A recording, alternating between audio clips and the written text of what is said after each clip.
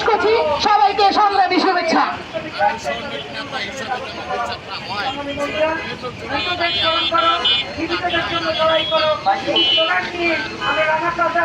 সংগ্রামের সাথে বন্ধুগণ, 11 বছর অতিবাহিত হলো এই রানা প্লাজার ধসের সাথে। রানা সহ তাই ব্যক্তিদের শাস্তি নিশ্চিত করা হলো না।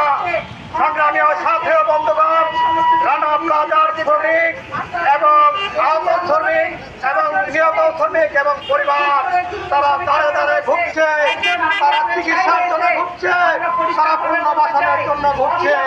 আমরা শ্রমিক সংগঠনগুলো দীর্ঘ 11 বছর যাবৎ আন্দোলন সংগ্রাম করে আসছি।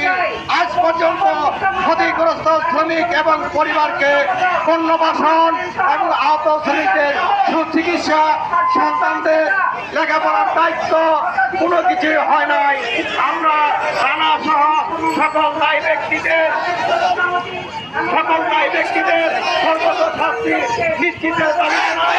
আমি একই সাথে রানা প্লাজার সামনে একটি স্তম্ভ নির্মাণ এবং সেই এদিকে গ্রামের শক্তি দাবি জানিয়ে এখন বক্তব্য রাখবেন বাংলাদেশ গার্মেন্টস শিল্প শ্রমিক ফেডারেশনের কেন্দ্রীয় সহ সাংগঠনিক সম্পাদক জনাব সমীর আলম।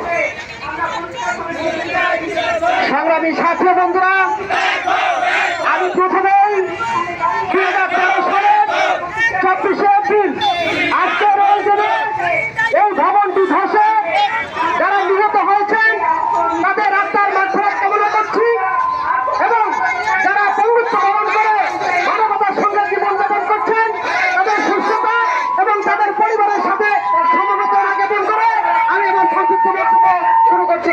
সংগ্রামী বন্ধুরা, আপনারা জানেন 11 বছর অতিবাহিত হতে যাচ্ছে, কিন্তু আমরা 11 বছর ধরে আন্দোলন সংগ্রাম করে যাচ্ছি, কিন্তু আমাদের এই ভবিষ্যতে কাঙ্ক্ষিত দাবি, সেই দাবি আজও পর্যন্ত পূরণ হয় নাই। আমরা স্পষ্ট ভাষায় বলে দিতে চাই, এই 11 বছর ধরে আমরা যে আন্দোলন সংগ্রাম আমরা করে যাচ্ছি রানা প্লাজার শ্রমিকদের পক্ষ থেকে, রানা প্লাজার শ্রমিক সহ, তাহলে এখন পর্যন্ত আমাদের যতগুলো দাবি ছিল একটি দাবিও কেন পূরণ করা হয় নাই, এটা আমরা সরকারের কাছে প্রশ্ন রাখতে চাই। সেই সাথে প্রশ্ন রাখতে চাই, কি সাক্ষী প্রমাণ পেলে